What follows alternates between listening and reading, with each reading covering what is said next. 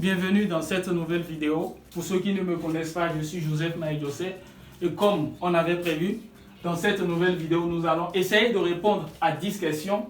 Ces 10 questions vont nous permettre de comprendre l'anatomie de l'oreille.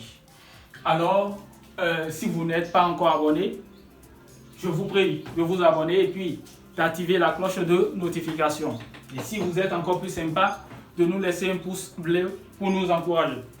Alors, rapidement, on va essayer de rappeler les 10 questions et puis répondre par la suite. La première question, on demande de citer les différentes parties de l'oreille. Ensuite, en 2, on dit de donner le rôle de chaque partie de l'oreille. En 3, on dit de citer les composants de chaque partie de l'oreille.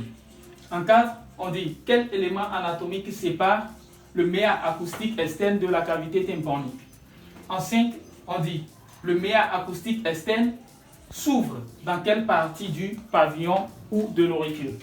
Après, en 6, on demande de citer les osselets contenus dans la cavité tympanique de l'oreille moyenne. En 7, on demande de citer les articulations qui unissent les osselets de l'oreille moyenne. En 8, on dit de donner la longueur du méa acoustique externe et quelle est la différence entre la longueur de la paroi supérieure et celle de la paroi inférieure. En 9, on dit la trompe de stage fait communiquer quel élément anatomique, quel avec S bien sûr. Et enfin, on demande si de donner les nerfs et fonctions de l'oreille interne. Alors rapidement, on va essayer de répondre à chacune de ces questions. On prend la première question qui nous demande de citer les différentes parties de l'oreille. Ok, donc dans la vidéo précédente, on a parlé des différentes parties de l'oreille. On a dit, on a l'oreille externe, qui est la seule partie visible. Après ça, on a l'oreille moyenne et enfin l'oreille interne. Tout simplement, ce sont les différentes parties de l'oreille. Après ça, on veut parler maintenant en 2 du rôle de chaque partie de l'oreille. Alors, si on prend l'oreille externe, on a 2 parties. On a premièrement le pavillon et en 2, on a le méa acoustique externe. D'abord, si on prend le pavillon c'est ça qui recueille les ondes sonores et les concentre vers le conduit auditif externe. Une fois au niveau du conduit auditif externe, le conduit auditif externe va augmenter les vibrations sonores et les conduit maintenant vers l'oreille moyenne. Ça, c'est le rôle de l'oreille externe. Si on prend l'oreille moyenne, ça a pour rôle de faire quoi? D'amplifier les vibrations sonores et puis de les transmettre maintenant vers l'oreille interne. L'oreille interne à son tour assure quoi? La perception du son et après ça, ça assure aussi quoi? Au niveau du nerf vestibulo et vestibulaire, on a l'équilibre. Donc l'oreille interne, c'est 2 rôles, la perception du son qu'on appelle l'audition et puis après, on a le deuxième rôle qui est l'équilibre du corps, c'est-à-dire l'équilibration. Donc, en 2, on a répondu au rôle de chaque partie de l'oreille.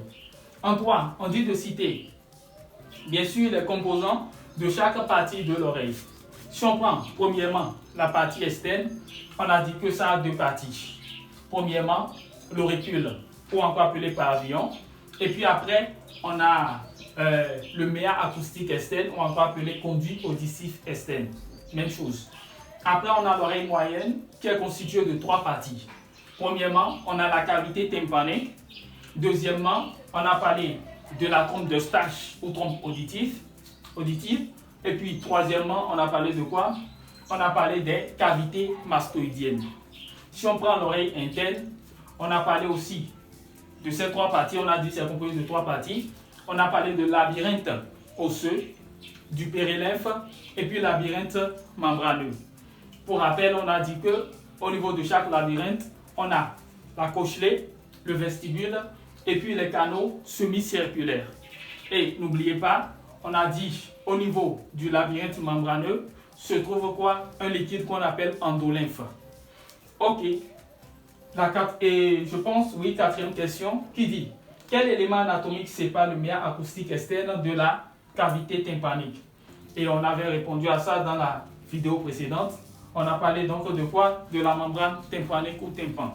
Donc, retenez que c'est la membrane tympanique ou tympan qui permet la séparation entre le nerf acoustique externe et la cavité tympanique. En 5, on nous dit le nerf acoustique externe s'ouvre dans quelle partie du pavillon? Alors, on avait parlé du pavillon qui est une partie de l'oreille externe. On avait cité ces différentes parties, bien sûr. On a parlé de l'hélice, de l'antélice. On a parlé de la gouttière scaphoïde. On a parlé du tragus et de l'antitragus. Et puis, on a parlé du lobule. Et puis, enfin, on a parlé de la conque. À cette partie, on a dit, ou bien à ce niveau, on a dit que le méa acoustique externe s'ouvre au niveau de la conque. Donc, la bonne réponse est quoi? On nous demande le méa acoustique externe s'ouvre dans quelle partie du pavillon? Donc, on va répondre tout simplement la conque. Alors, en 6, on nous demande de citer les osselets contenus dans la cavité tympanique de l'oreille moyenne. On a dit que la cavité tympanique est une cavité d'air qui est constituée, genre, dans cette cavité se trouve une chaîne d'osselets qui s'articulent entre eux. Alors, on a dit que les os sont au nombre de 3. Du dehors en dedans, on a parlé du malleus ou marteau, on a parlé de l'incus ou enclume, et puis enfin, on a parlé de quoi? Stapes ou étrier.